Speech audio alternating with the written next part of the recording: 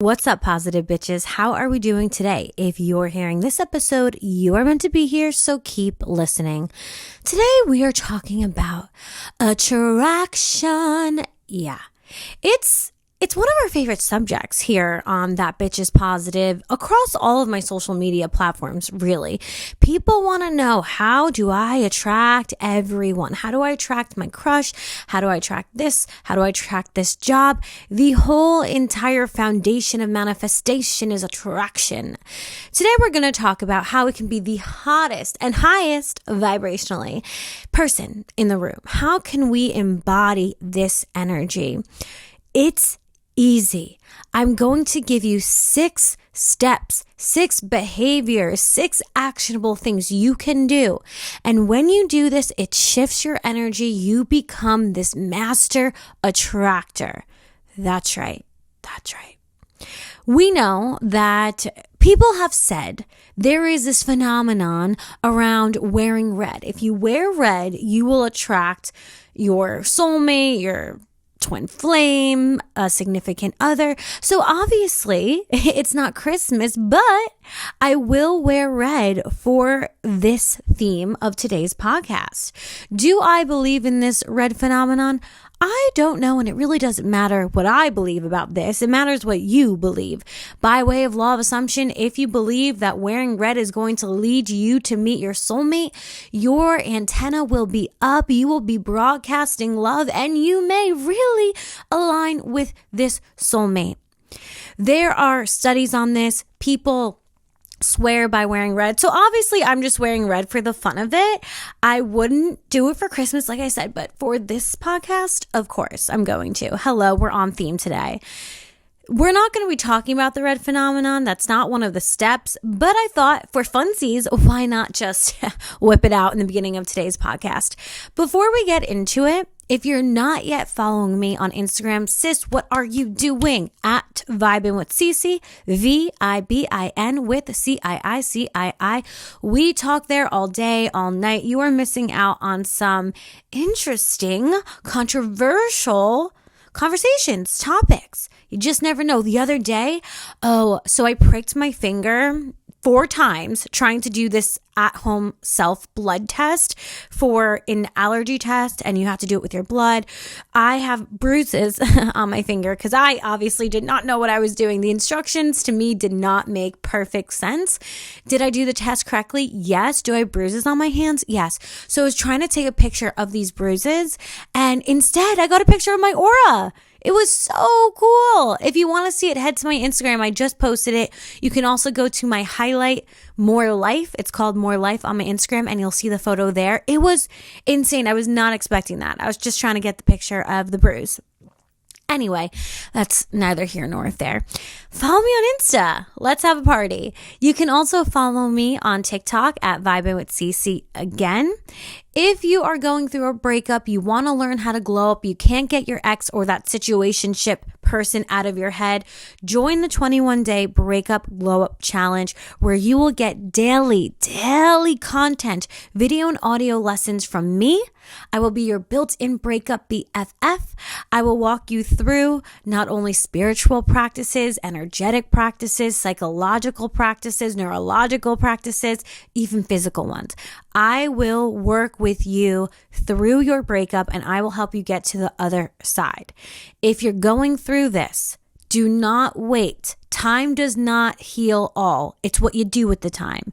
So waiting around for one day, you to just wake up and everything will be better, that's not really how it works. You have to mold your time. You have to use your time wisely.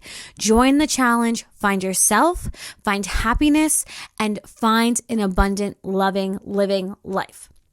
If you're dating and you want to understand more about today's topic and or attraction in general, you can download the Calling Your Power Back workbook. Both of these links are in my bio on Instagram and on TikTok, so you can find them there. If you're looking for a more intimate setting, of course you can work one-on-one with me. I think I have 2 spots left for the Magnetic Mastery Program. If you want to join, it's intensive. It's 12 weeks, a 12-week program. If you want to join, DM me now. The spots are going fast. I just announced it. So if you're interested in really anchoring in your magnetic power and not just listening to today's podcast, but understanding it, using it, living it, you're going to want to join the Magnetic Mastery Program. Okay, now that we got that out of the way, without further ado, let's get into today's episode. I'm going to give you these 6 tips and tricks. Let's just get into it. The first highly magnetic attracting behavior you can have is having non-negotiables. Non-negotiables are either hobbies or interests or behaviors that no matter who comes in, who goes out of your life, you will have these non-negotiables and you will do them. This means no matter if my partner's with me or not, I still go to yoga 2 days a week. Whether my partner's with me or not, I still am going to eat vegan. It means no matter what's going on, I'm still going to live in accordance with my own morals, values, and beliefs. So when Brad asks you out last minute, you don't drop everything because your non-negotiable is going to yoga. When we lose ourselves trying to chase someone else, we lose our non-negotiables and we lose our attraction. This is just fact. There are many things that are gray in this world. This one, however, is not. It ain't. Never will be. When you start chopping down your trees and trying to build in someone else's garden, They can't go anywhere. You're already in their garden. Why would they want to visit your garden when you're already building up their garden? You have to have these non-negotiables, not only for your own mental health and your own health, physical health, in general, spiritual hygiene, but because this is what makes you attractive. It's also just what makes you a human. In other words, you can say these are your own personal boundaries. I like the word non-negotiable better because people hear boundaries and they have so many different connotations with it. Who the hell says non-negotiables on a daily basis? No one. So I will take that place and I will tell you, have these non-negotiables. When you say, actually, Brad, I can't go last minute to get dinner with you. I have yoga. Something registers in their brain and they realize, oh, wait a second. Oh, that's right. You know, she's busy. She has things to do. If I want to get her, I got to reach out earlier. I need to ask on maybe Monday or Tuesday, not Friday at 5 p.m. if she wants to get dinner at 7. This is coming out of self-respect for yourself. You don't want to let anyone trample you anyways. You don't want someone to have access to you 24/7 anyway. That's so depleting. We don't even realize how depleting it is. You need to have, as a well-rounded human being, hobbies, interests that you pour into weekly, daily. Whether it's yoga, whether it's piano, singing, belly dancing, self-help books, something that you know what, Brad, I can't text you after 10 p.m. because that's when I do my nighttime routine and that's when I start to read.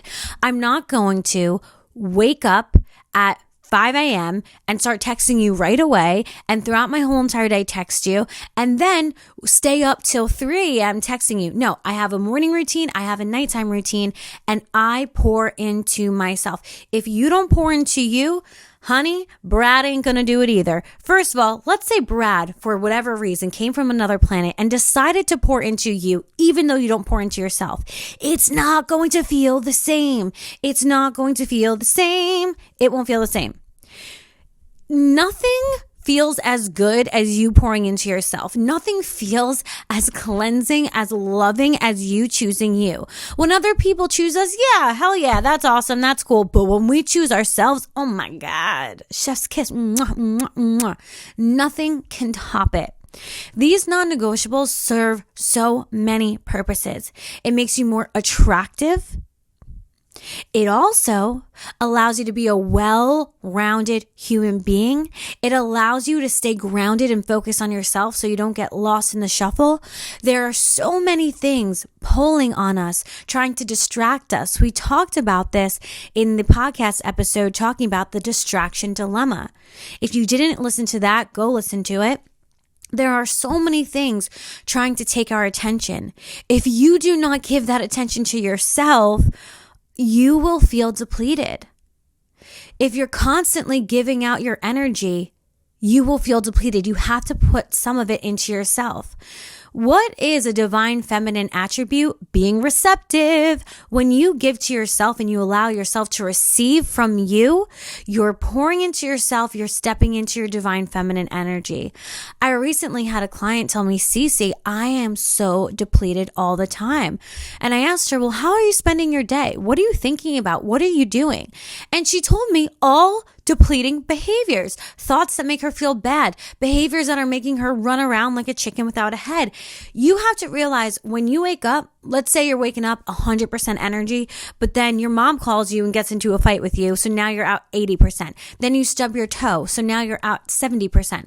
Then you go into work and your boss is just not being so kind today and you're at 50%. Then you go to the gym and the one machine you wanted to do is taken and you're at 20%. You go home, your favorite restaurant is closed, you don't have any ingredients to cook your own dinner, and you feel just 0%. You're depleted.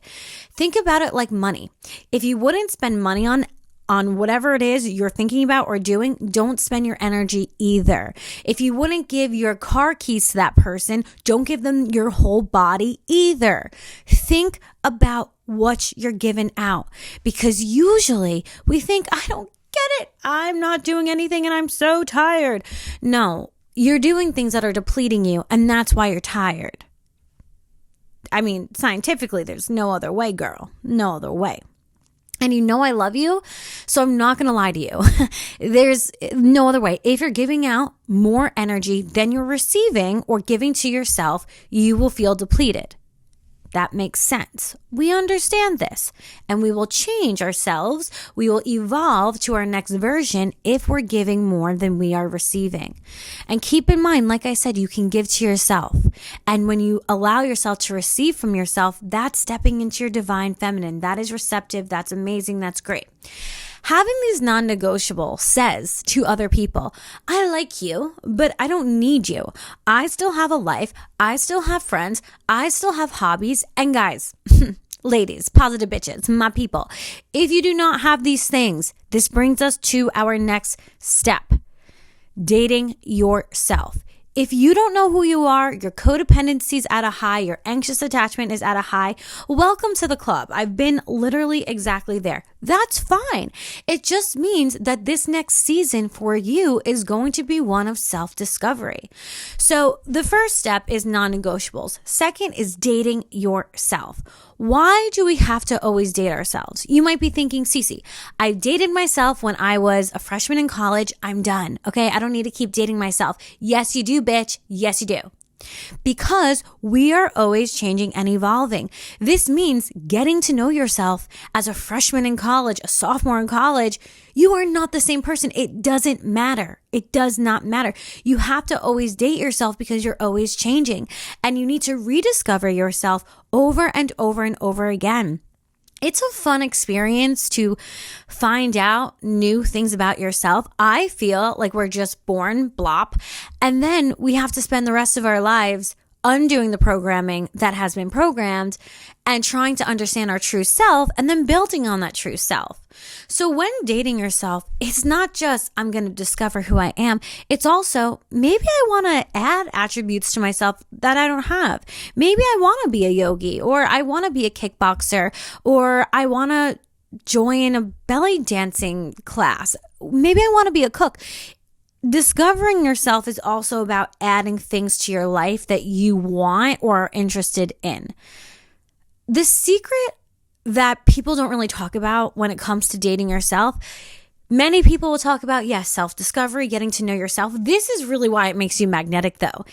Girl, come closer, okay? Come in. Get over here. When you realize that you can spend time alone and you don't need someone else's presence with you, you become magnetic. Because again, what is this saying? I like you, but I don't need you. When you can cancel out the need to constantly be around other people, You're not likely to energetically chase because you know you don't need them. When we think, I need to be around other people, I can't be alone tonight, that's when we drop our standards, we drop our boundaries, we drop our values, we drop everything, our non-negotiables, we drop everything because we think, I need you, I need you, I need you. We go into our sympathetic nervous system. We cannot think clearly. We're having that eyebrows furrowed,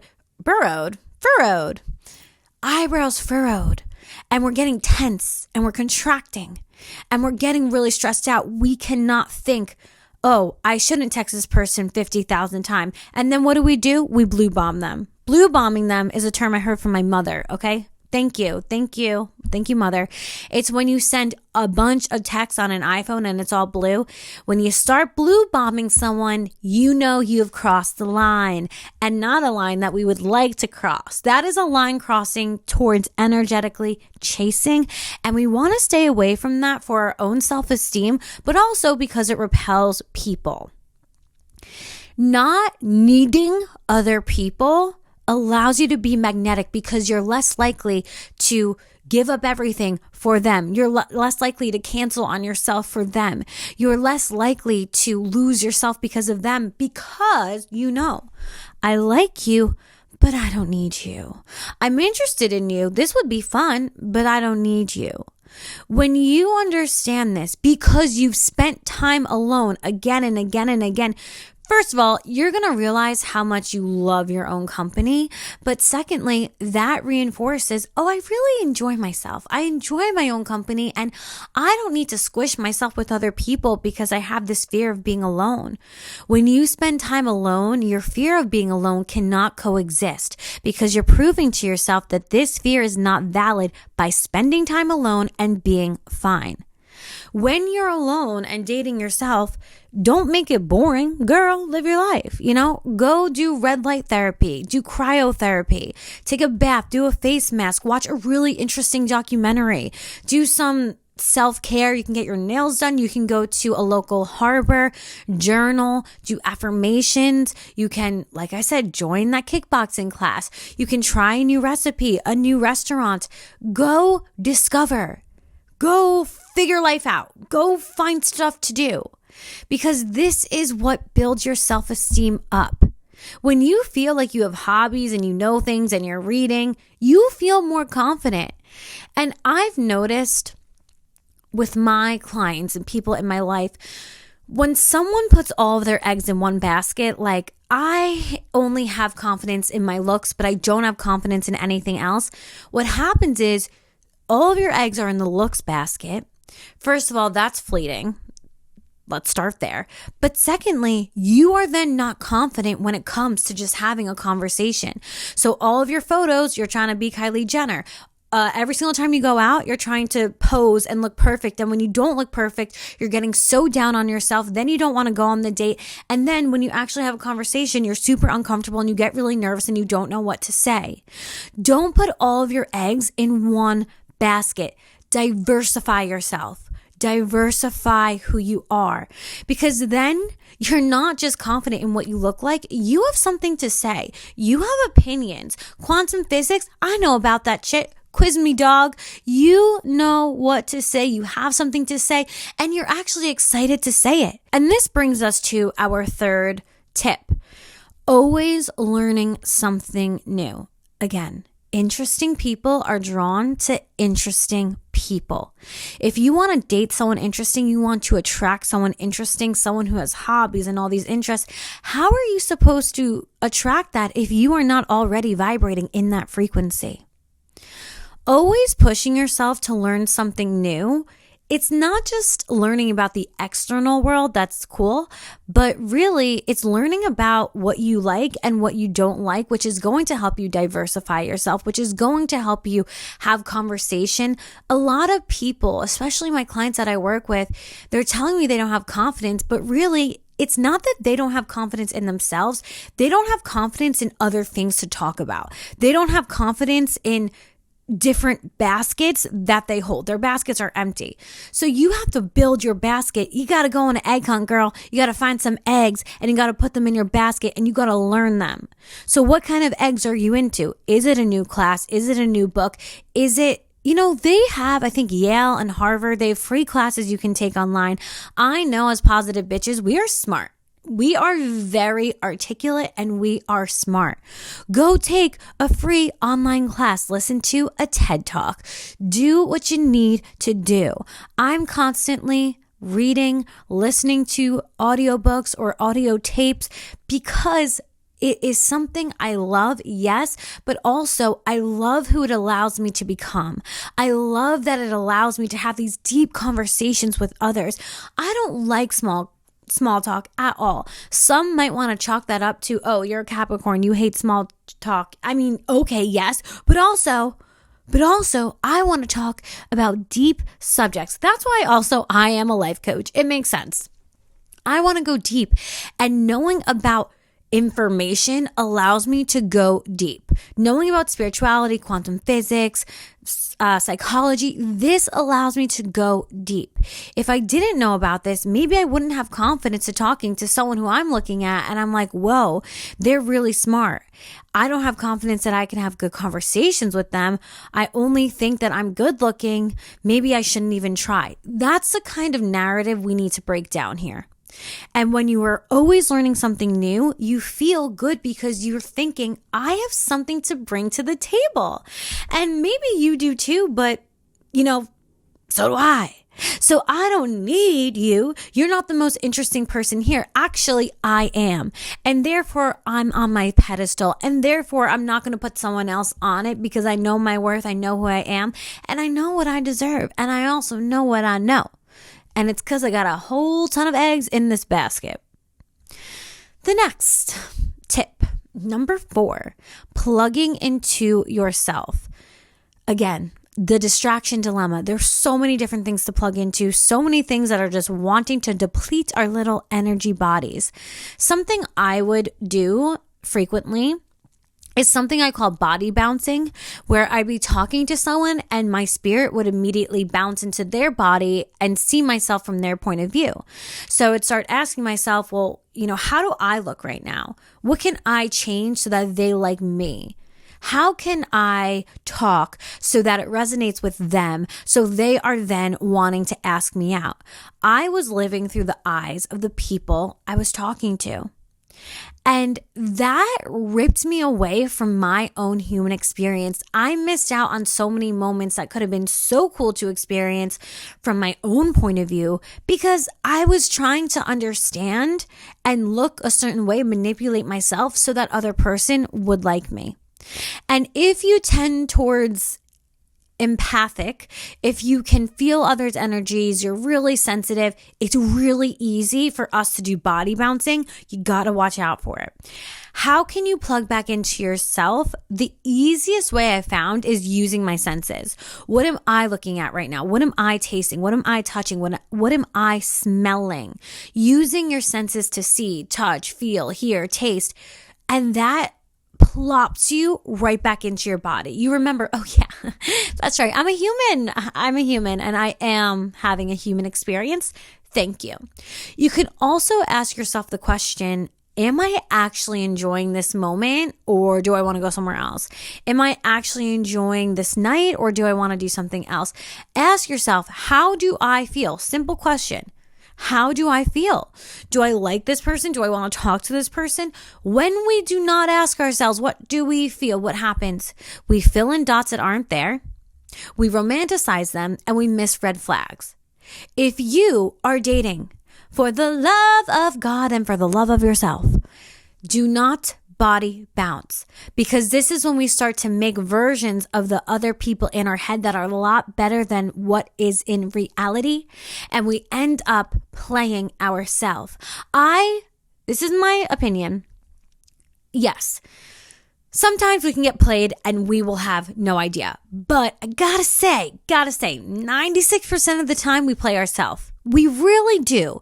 We miss red flags. We try to color them blue. We fill in blanks that aren't there. We romanticize them and we ignore anything that deviates from what we've created in our head because we don't want to believe it because it doesn't fill into our narrative that we want so badly. You gotta want yourself more than you want the image of a happy marriage or a happy relationship.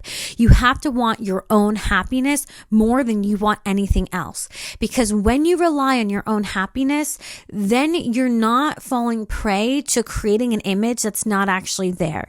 When you're plugged into you, when you know, okay, I got this, I got myself, I don't have to worry about anything else. If I like someone, great. If I don't, that's cool too. Am I actually enjoying this? The more you plug in and you make a habit of it, practice makes progress. You plug in, you plug in, you plug in.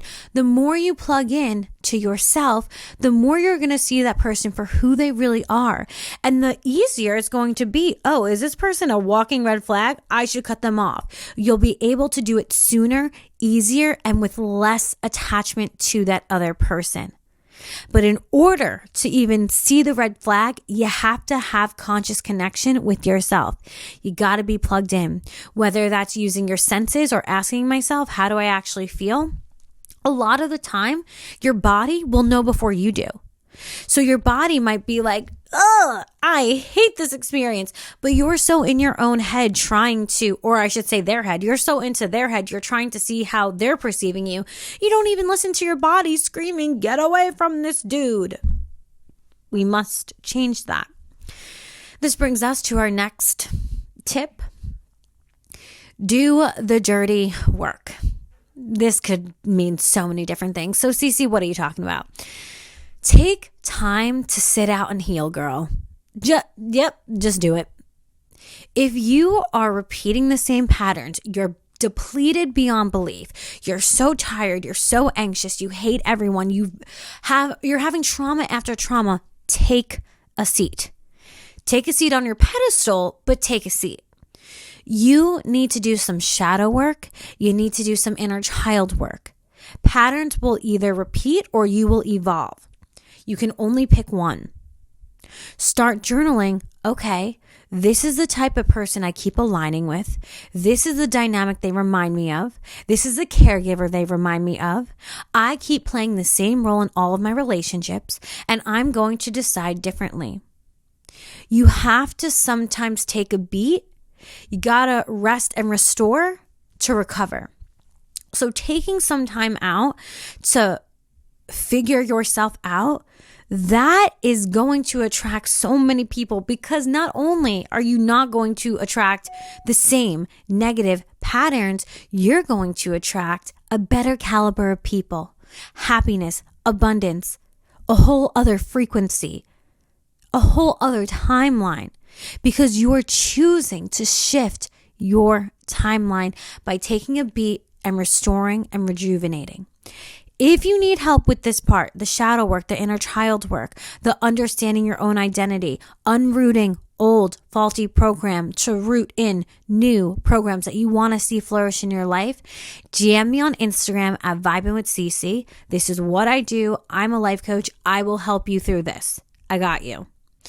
And the last step that we have, tip and trick, is do not, before I even say this, we're talking about all things we should do. This last one is what we should not do.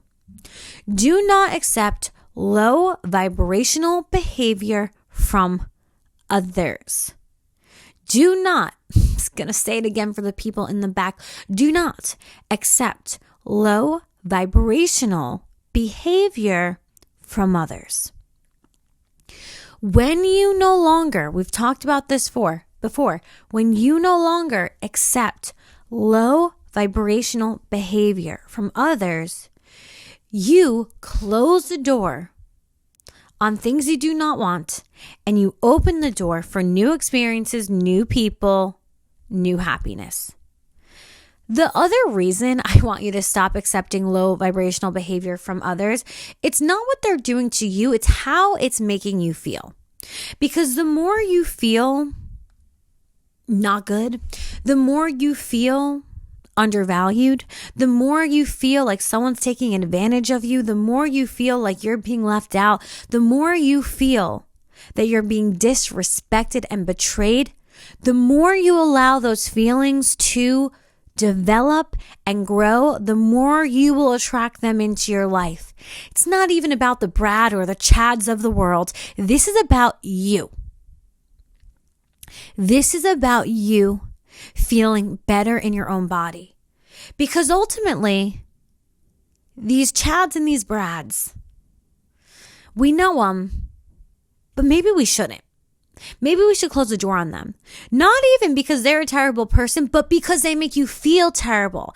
And where you are emotionally and intentionally is where your life will attract towards. You are a walking magnet. You are broadcasting. You are receiving energy.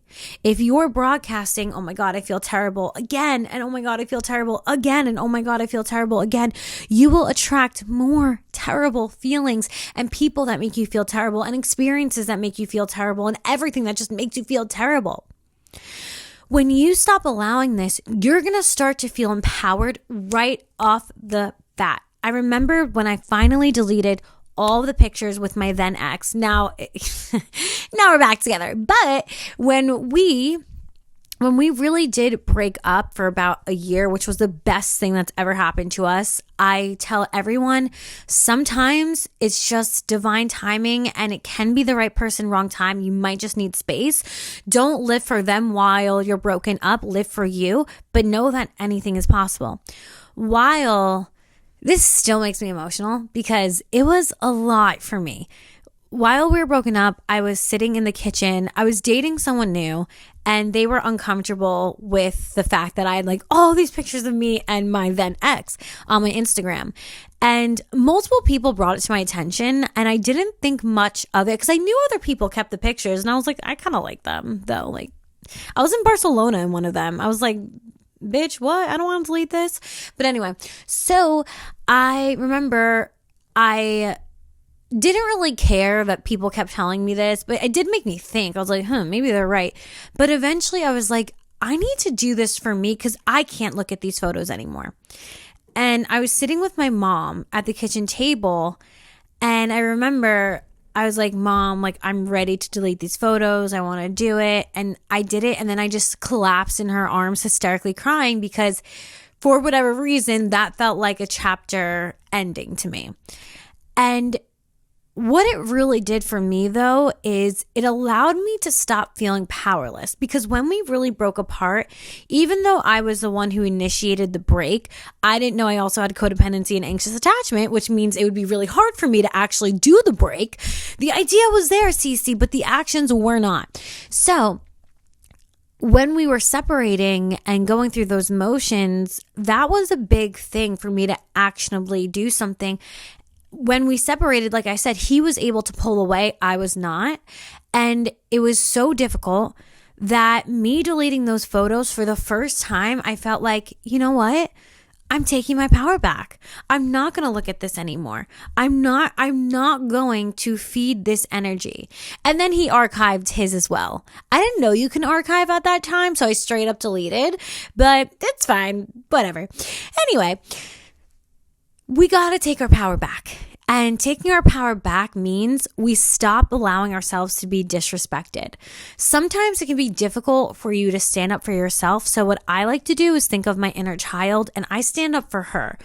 I think there's no way this innocent little girl is going to be treated like this. I'm standing up for her. I'm not allowing her to be treated like shit. I'm not going to allow her to be sidelined and side-chicked and feel terrible. No, that is not what I came to this earth to do. I did not reincarnate on planet Earth all the way from who even knows where to be hurt over and over and then give my power away by accepting this behavior.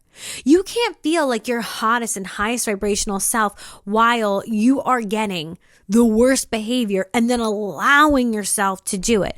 If someone wants to treat you like shit, whatever, but if you're going to accept that, that is where we actually have the problem. Because then at that point, you're not being played. You are not even being betrayed. You are betraying yourself by continuously letting someone into your life that is hurting you over and over and over and over again. You have to take responsibility over that. again, I love you. I love you. So I'm not going to lie to you. I'm not going to say, oh, they're just a fuck bot. Which maybe they are, by the way, fuck bots or fuck boys, but basically they're like NPCs. They're like in the background. They don't really serve that much of a purpose. So I call them fuck bots. Maybe that fuck bot really is a fuck bot and they just need to get out of your life. But ultimately, what the lesson is you learning how to take your power back, something maybe you've never done before. The lesson is you learning to say no to someone who has said no to you. The lesson is learning how to clean the slate and empower yourself. There's so much we can gain when we say no to a fuckbot. It's not the fuckbot doing it, it's us. If this podcast episode resonated with you, please leave a positive review on Apple Podcasts and Spotify. It helps the podcast grow so much. It helps us reach more positive bitches. It also makes me happy. I can't help but like cry and laugh and scream when I read the reviews. It's amazing. So thank you if you do that. If not for me, do it for you. It's good karma anyway. If you're listening to the podcast, post it on Insta and make sure you tag me because then I can repost it. If you don't tag at Vibing with Cece or at That Bitch Is Positive, I can't repost it. So make sure you tag me in it. I am sending you all the love in the world. If you want to join the 21-day Breakup Glow Up Challenge, we would love to have you. And I will see you in the next one. Mwah.